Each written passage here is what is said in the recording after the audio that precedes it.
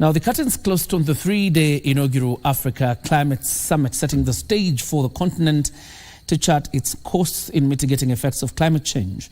The high-profile event attracted thousands of delegates, among them 19 heads of state and government from the continent, scholars, activists, legislators, and environmental enthusiasts. Our reporter Nairobi points a picture of the historic summit, whose lessons are expected to mark the start of a new chapter in the continent's environmental story. The sights and sounds from the Kenya International Convention Center in the capital, Nairobi. The curtains came down, bringing to an end the first act, but signifying the start of another, as countries move to implement the resolutions that are expected to change the African narrative in addressing climate change.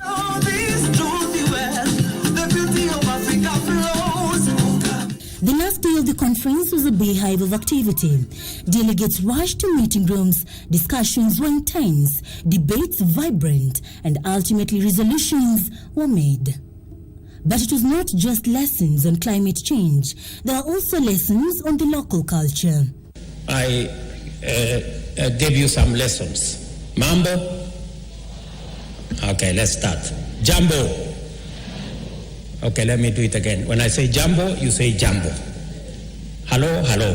Jambo. Good. When I say mambo, how are things? You say poa. You say things are cool. In fact, poa means cool. Okay, mambo? Mambo? One final lesson.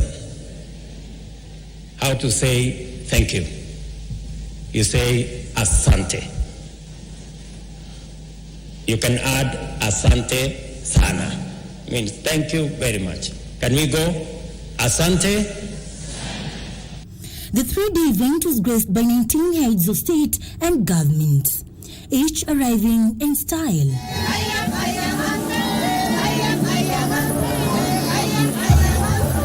But it was President William Ruto's arrival in a bright yellow electric car that appeared to carry the day as he drove himself to KICC. In the midst of deliberations on carbon credit, zero emissions, and climate financing, the youth were also not left behind. To ask so many questions, and I think that a lot of young people felt inspired, and also because we had the opportunity to ask the questions. What we are expecting is that those best practices are generalized and that our African leaders are able, in the end of the summit, to all commit together to unite.